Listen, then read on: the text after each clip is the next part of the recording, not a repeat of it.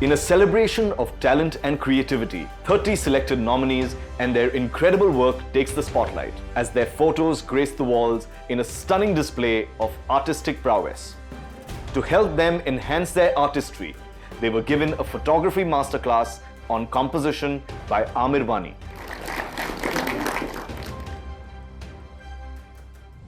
So having a masterclass like this, it is a good opportunity for them and for us also.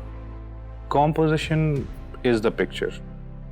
If I see that there's a little bit of mistake in the composition, I wouldn't look at that picture for more than 2-3 seconds. What is composition? In basic sense, it is how when you look at your screen or your viewfinder, what you see in that and how you arrange it. Can be obviously made of different elements. It can be only one person. There can be foreground. You want to make sure that it's a 3-dimensional picture. There's lots of things. A composition is basically the elements that are in your frame and how do you arrange them. Photography for me, if you ask me, it is an art of observation.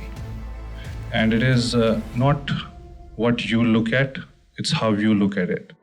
Rule of thirds is a basic rule. Again, it's not a rule, I wouldn't call it a rule, but it is good if you follow these things. It doesn't always work, let me also tell you, it doesn't always work. So if you divide your photograph into 2 vertical lines and 2 horizontal lines, and the intersecting point of those lines, those are the most interesting parts of a photograph. Like in this photo, where I have placed the subject, is right where those lines are intersecting. You all have the grid lines in your phones and so make sure they're always on, they're there for a purpose. There's one misconception that I've seen in a lot of people doing, especially in portraits. People tend to think that if you keep your subject in the center, that would be better. And I think that is one of the mistakes that I see a lot of people making. Try different things. Always in composition, just try different things and see what works.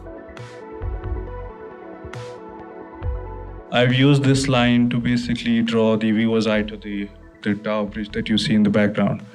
Similarly, here in Jaipur, I used this to lead my eyes viewer's eyes towards the city.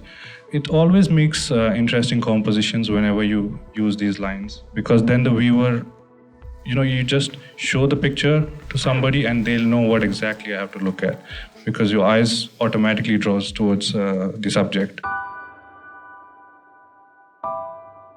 More than the gear itself, the most important thing that you should have is your skills with how to deal with people, how to talk to them, especially in portraits, because you can only get a good portrait if you get a good story out of that person, and that you can only do by talking to that person, by making friends with him or her, and then only you can make that person comfortable so that that picture comes out the way you want to portray it. If you see these 3 photos, I always believe in, doing recce before. All these places, I went a day before to check where the sun is setting from, where the light is coming from, what frames what can I do differently.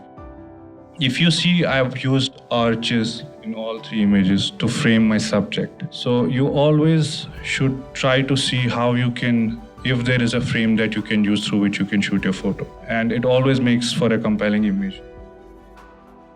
Why I started photography is telling stories of people. They tell me their story, and I want to take one photo and I want people to visualize and hear that story.